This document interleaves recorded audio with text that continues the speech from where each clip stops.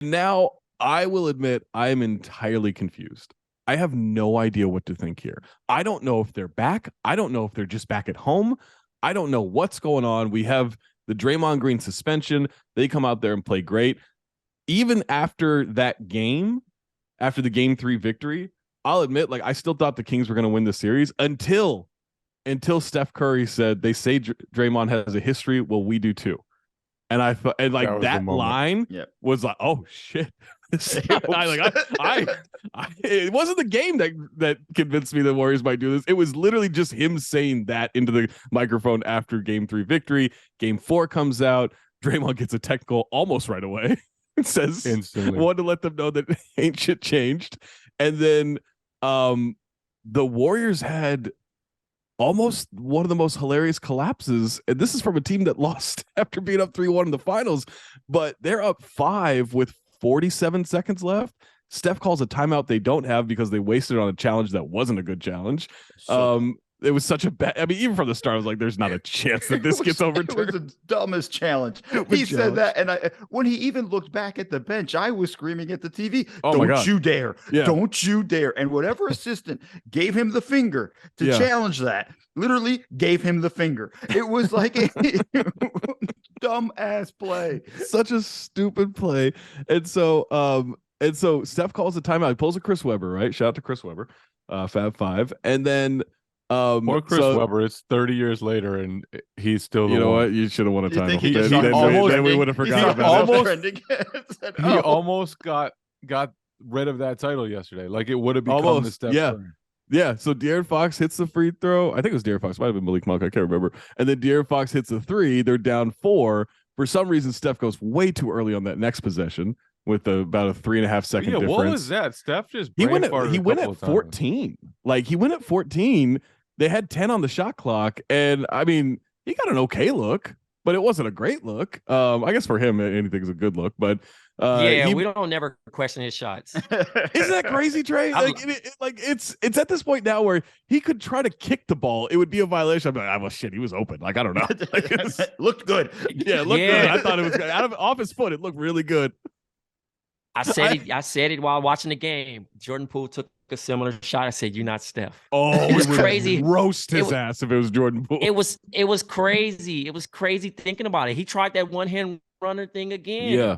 It was just kind of like no shot is a bad shot when it leaves his hands because he's made so many crazy shots in his career that he's earned that respect and trust from his peers, his fans, the people that hate him, dislike.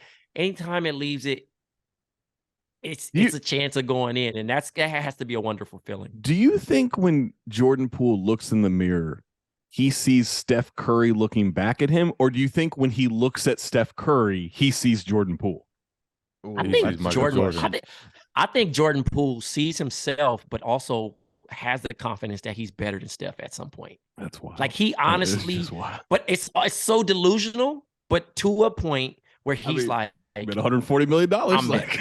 I think he has. Yeah. I think he has one of those mirrors that makes it look like Steph is smaller than him. When he gets in, Steph shows up, but it's small Steph. Like it's something like that. So we get that he misses a shot. Kings get the ball with I think they call it timeout with like 10.5 seconds left, and Warriors throw a double at De'Aaron Fox, which good idea because he's been the best clutch player in the world this year, and he kicks it to Harrison Barnes. And this is the thing that's so crazy, right? Harrison Barnes misses a little to the left. It goes back iron. He shot from the left wing. If that goes in, we're killing the Warriors. Absolutely killing the Warriors. That misses by about an inch and a half, 2 inches. 48 hours of slander. Yeah, 48 hours of slander. And now we're like, all right, the Warriors, they've got it together. And I just don't know what to do. Mo, I don't know what to do with this series now. I am entirely confused. Absolutely. Like this is actually kind of par for the course. Warriors bad at the road, win at home. Like that's just kind of what they do. And it's sort of par for the course. It's one of those things where that shot changes the trajectory of it. But just to remind everybody also, game 1, Andrew Wiggins had a shot to take the win, a wide open look. And then you had Curry with the runner to try to tie it. It's not like they were just completely outclassed on the road. So it's not like it's kind of one of those things where both teams can look around going like, we should be up 3-1. Like both teams are in that situation. Sure. Yeah, I think that's another thing too. A lot of people, if they're non-Steph or non-high percentage 3-point shooting players, it's a bad shot. Or why did they pass it to them?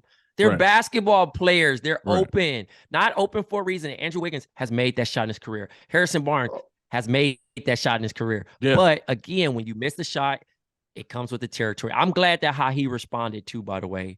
HB said, you know, if I was to let a shot like that define my career, then, you know, we would have been out of the league a long time ago after that. Exactly. and that was the learning moment from him. He understood, like, bro, you know, I ain't gonna make them all. This is a part of the game, and when I step between those lines, there's the consequences of it, so it doesn't affect him too much. One more thing. What do you guys think? Oh, go ahead. Sorry, that was phenomenal defense from Steph, by the way, on the end of that possession.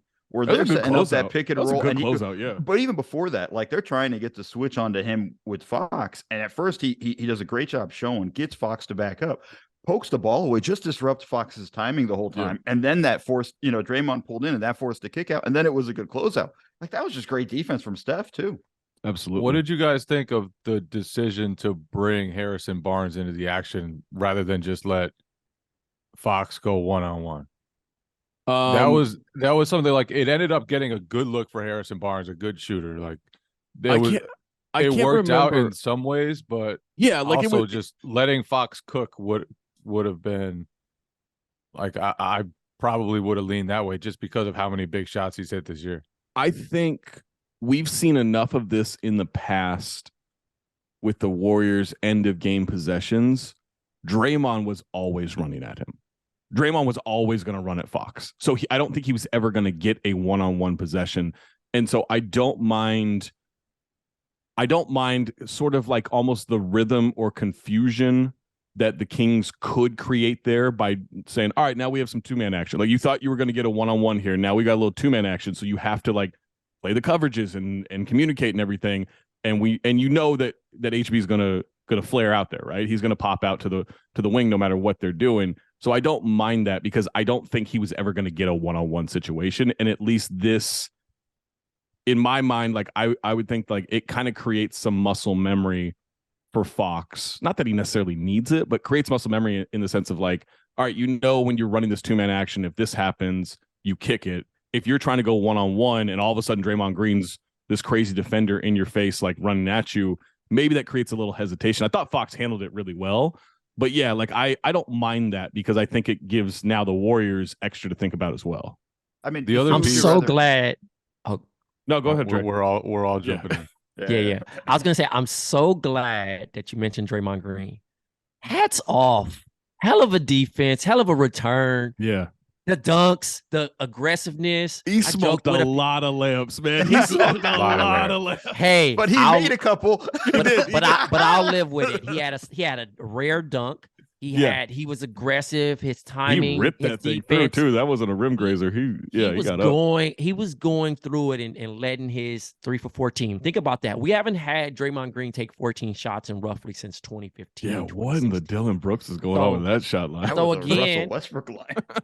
Again, I'm all about it. I'm all about it because again, he was getting fired up. He obviously had some riffs with Fox. I mean, that comes with the part of the game. That was great, by the way. That was so good for both of them. It was so great.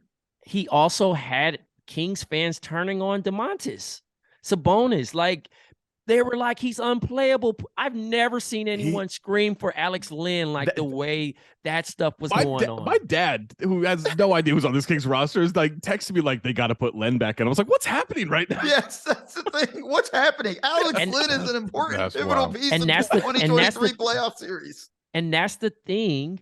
Alex Len has sat 80%, probably higher than most of it, the entire regular season to come up and be playable in the playoffs. It is crazy to me. I remember when Alex Len was with the Phoenix Suns and was just like, oh, garbage. Such a total garbage. Oh my God. He was slander proof. Terrible basketball player.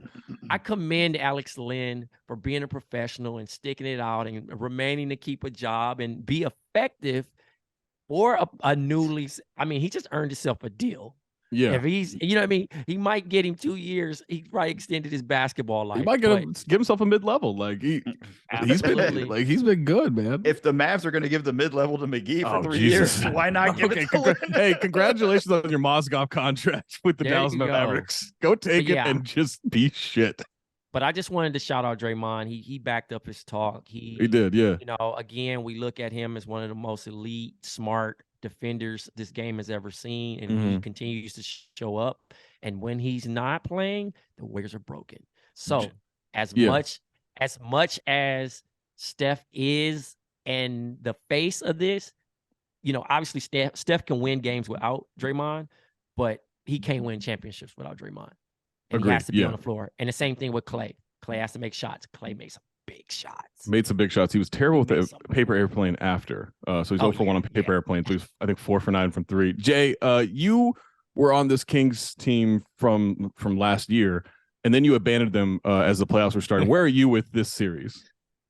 This is an amazing series. And the Kings have proven themselves to me because obviously you knew the offense would probably carry, but they've done enough defensively to take the Warriors out of what they want to get to make this really, like, they've forced the Warriors to be great to just to beat them. And they forced, like, Draymond made some unbelievable defensive plays in that game, and he needed to.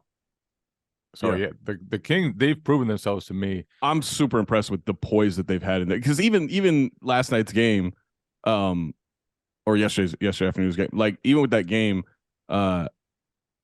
they could have easily folded, right? Like, they could have easily been like, well, shit. I mean, they fought, and I mean, again, like, about an inch and a half, 2 inches away from being up 3-1 in this series. Now, and to your point, Mo, I think it was you said earlier, like, you know, they were almost down 3-1 this series as well, if you count game 1. But I wondered how the Kings were going to show up in the playoffs and what there was going to look like. It looks a lot like the regular season for them. And there's been a lot of times when, like, the Warriors, there's just nothing they can do with Fox.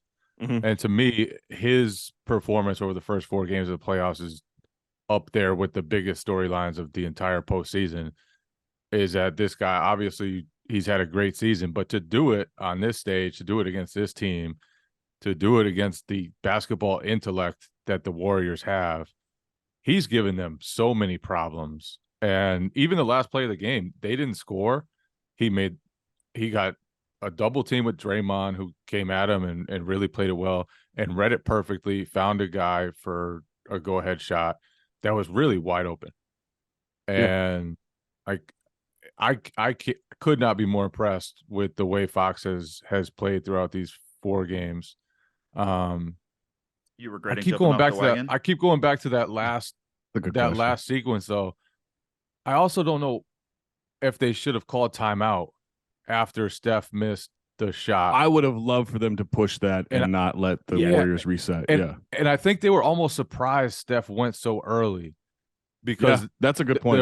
There was supposed to be such a little time gap. Like, they were supposed to get it with like 3 or 4 seconds left. And instead they had 10. They had plenty of time to go in transition. And then who knows what would have happened. But they got a good look out of it. You can't really complain too much. Yeah. But in those situations, I usually lean, especially when you have Fox in transition, I would always lean, like, just don't call a timeout. Let him cook in transition. Let me ask you guys a question, though.